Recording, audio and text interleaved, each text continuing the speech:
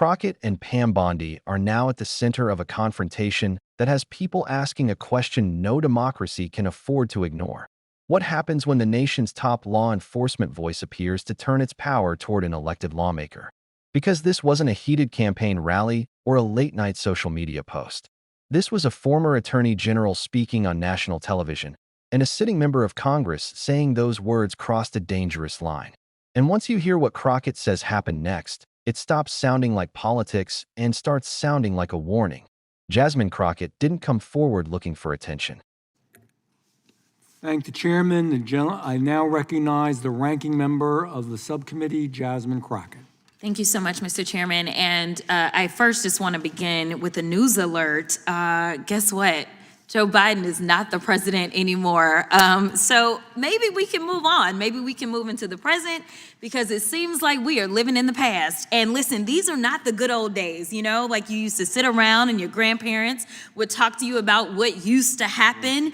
What we need to be talking about is how we are going to legislate, because I think that some of my colleagues have confused what our jobs are. And I get that we're sitting in judiciary. And so it may seem as if we are here to be litigators, but we are here to be legislators, which means that we are supposed to be writing laws, not trying to have our own trials and determine whether or not something is true or not, or whatever the case is, or who should be sued, who shouldn't be sued.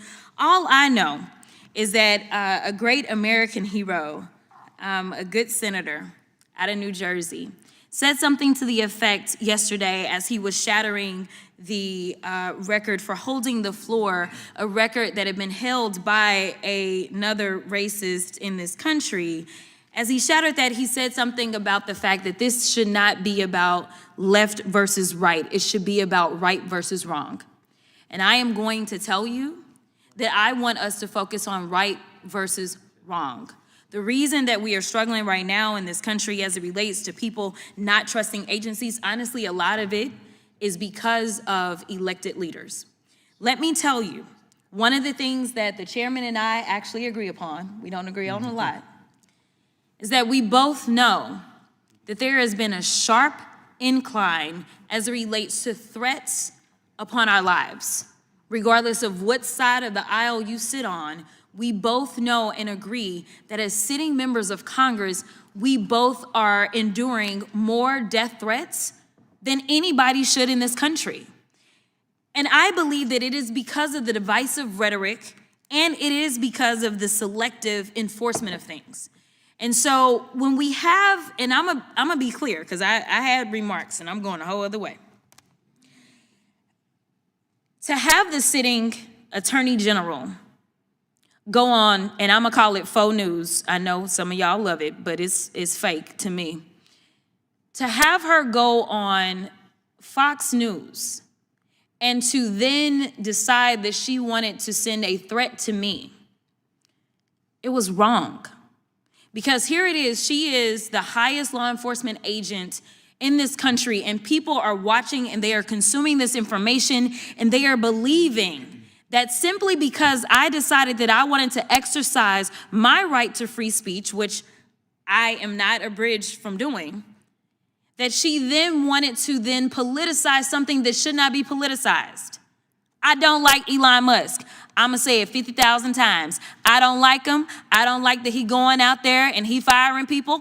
I think that he's a crook, because somehow the rest of us can't sit around and get whatever federal contracts we want. The rest of us can't sit around and get law enforcement and get them somehow ordained as federal law enforcement to protect him. The rest of us can't get our dealerships protected by the federal government. That is somebody that is operating above the law. For whatever reason, just because he has a lot of money, more money than everybody else. And yes, I am happy to see that on my birthday, which is what I said, there were peaceful protests around this world against him, because he is a problem. And so you never should have somebody that is sitting that high and is going to sit up here and threaten a sitting member of Congress when she knew good and well, if she watched the entire thing, that I specifically told protesters to make sure you consult with lawyers, just like I've told protesters over and over and over in the history of me advising people to go out and exercise their constitutional right. The fact that there are other sitting members that have received letters of threat from this new DOJ tells me that they are about retribution and they are not about following the law. The reason that our party, or I won't even say our party, our country is torn apart is because we can't even agree on right versus wrong. This should not be left versus right. The only thing that we're asking is that we have law enforcement that will show up when there is an actual crime. If somebody calls and says, hey, I need you to investigate this cyber crime, or I need you to investigate this child pornography, or I need you to investigate this robbery, then we want somebody to show up, and we don't want them to look at us and act as if just because I'm black or because I'm woman that I am not worthy of having that case investigated, because we have an administration that is continuously railing against diversity, equity, and inclusion, or we don't need people that show up that feel like diversity should not be valued. That is why we should have somebody that may show up and looks like me. The final thing that I'll say, because you've been gracious, is this.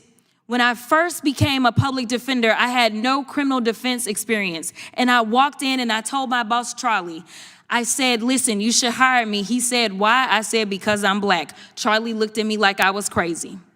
And I said, let me tell you something. When I walk in, I'm going to walk in with a level of rapport and understanding that maybe some of my other colleagues will not. Charlie offered me my job, and I worked my butt off, and I worked really, really hard for all of my clients, not just those that look like me, and that is what it looks like to serve. Thank you. In fact, she made it clear from the start that this wasn't about party loyalty or ideological fights. It was about something far more serious: safety, accountability, and whether the rule of law is being applied evenly or selectively. According to Crockett, when Pam Bondi went on Fox News and spoke about her, the message wasn't just commentary. Crockett says it felt like a threat. And coming from the highest law enforcement authority in the country, she says that kind of messaging carries consequences far beyond a TV segment. Crockett pointed out something many Americans already feel but rarely hear acknowledged out loud. Threats against lawmakers are rising sharply. And this isn't isolated to one side of the aisle. She openly said she and the chairman agree on at least one thing, even if they agree on little else. Members of Congress are receiving more threats than ever before. Real threats, credible threats, the kind that force people to think twice about their safety, their families, and whether doing their job puts a target on their backs. Crockett argued that this escalation doesn't happen in a vacuum. It grows in an environment where rhetoric becomes reckless and enforcement feels selective. That's where her criticism of Bondi became pointed. Crockett said that when someone with that much authority speaks publicly about a sitting lawmaker, people listen. They don't hear nuance. They don't pause to ask whether it's political commentary or legal signaling. They hear power. They hear permission. And in a climate already charged with anger and distrust, that matters. Crockett emphasized that she exercised her right to free speech, something protected by the Constitution, something she says she has consistently defended throughout her career. In her words, she has never encouraged chaos or violence. She has repeatedly told protesters to consult lawyers, to understand their rights, and to act lawfully. Yet she says that context was ignored. Instead, she believes her words were politicized in a way that suggested law enforcement action was on the table. And that, she argues, is where things became dangerous. When the highest law enforcement official appears to frame political speech as criminal behavior, even indirectly, it sends a chilling message, not just to lawmakers, but to ordinary people watching at home. The implication, Crockett says, is that speaking out can come with consequences if the wrong people don't like what you say. Crockett didn't stop there. She widened the lens and made an argument that resonated far beyond this single exchange. She said one of the reasons the country feels so divided is because Americans can't even agree on right versus wrong anymore. Everything gets filtered through party labels.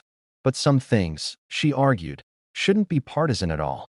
Law enforcement showing up when there is an actual crime, investigating cybercrime, protecting children, responding to robberies. Those are baseline expectations in a functioning society. And yet, Crockett warned that when enforcement feels uneven, when some people are protected and others are scrutinized, trust collapses. That's when she brought up Elon Musk. And she didn't soften her words. Crockett openly said she doesn't like him. She repeated it for emphasis. But more importantly, she used him as an example of what she sees as a deeper problem. In her view, some individuals appear to operate above the law, shielded by wealth, influence, and access that ordinary Americans don't have. She pointed to federal contracts, security protections, and special treatment that, in her opinion, most people could never dream of receiving. Crockett framed this not as personal resentment, but as a fairness issue. Why, she asked, do some people get extraordinary protection while others face scrutiny for exercising basic rights? She tied this argument back to protests that took place on her birthday, which she described as peaceful demonstrations against Musk. She made it clear she supported the right to protest, not disorder. And she reiterated that she has consistently urged people to act lawfully. According to Crockett, if Bondi or anyone else had watched her full remarks, they would have seen that clearly. That's why she says the framing of her comments as something deserving of law enforcement attention felt not just inaccurate, but intentionally misleading. Then came one of the most serious claims in her remarks. Crockett said she is not alone. She alleged that other sitting members of Congress have received letters from what she described as a new DOJ, letters that felt threatening rather than procedural. She framed this carefully, saying that to her, it signals a pattern of retribution rather than impartial enforcement. She didn't claim convictions or prosecutions. She claimed fear. Fear that law enforcement tools are being used to intimidate political opponents instead of protect the public. For Crockett, this isn't theoretical. She tied it directly to lived experience. She spoke about what it means when people don't trust law enforcement to show up for them.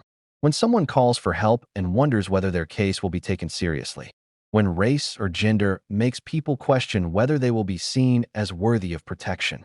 She linked this to ongoing attacks on diversity, equity, and inclusion, arguing that representation in law enforcement isn't about optics. It's about effectiveness. It's about understanding communities, building trust, and ensuring justice is applied evenly. That's where her personal story came in. Crockett talked about her first job as a public defender. She admitted she didn't have criminal defense experience at the time, but she told her boss something that surprised him. She said he should hire her because she's black. Not as a slogan, as a reality. She explained that when she walked into a room, she brought a level of rapport and understanding that others might not. That didn't mean she would only fight for people who looked like her. It meant she would fight hard for everyone. And she did. She worked relentlessly for her clients, regardless of race, because to her, that's what service looks like. That story wasn't just about her career. It was about her philosophy.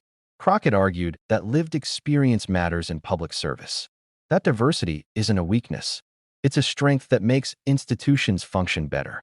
And when leadership devalues that, when it dismisses entire perspectives, it harms the justice system itself.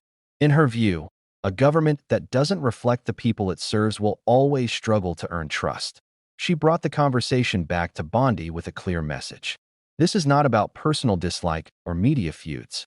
It's about the role of law enforcement in a democracy. Crockett reminded viewers that the system is built on checks and balances for a reason. Congress makes laws. The executive enforces them. The courts interpret them. When one branch appears to threaten another, even rhetorically, it destabilizes that balance. And when that threat comes from someone with immense authority, the damage ripples outward. Crockett warned that threats and intimidation, whether explicit or implied, erode public trust. They make people afraid to speak. They make lawmakers look over their shoulders. They make citizens question whether justice is real or selective. And once that trust is gone, it's incredibly hard to rebuild. She emphasized that law enforcement should be boring in one way: predictable, impartial, focused on actual crime, not weaponized for political fights. She ended her remarks with a reminder that democracy doesn't survive on party loyalty. It survives on principle, on leaders who understand the limits of their power and respect them, on accountability that applies to everyone, regardless of title, wealth, or influence. Crockett made it clear she believes the American people deserve better than fear-driven governance. They deserve transparency, integrity, and a justice system that serves everyone equally. And that's why this moment matters. Not because of one TV appearance, not because of one speech, but because it raises a question every citizen should care about. Who holds power accountable when power pushes back? Where is the line between enforcement and intimidation? And what happens if that line keeps moving? If you believe accountability matters more than party, if you think no one should be above the law, and if you want a justice system that protects free speech instead of chilling it, make your voice heard. Like this video, subscribe to the channel, and share your thoughts in the comments. Staying informed and engaged isn't optional anymore. It's how democracy survives.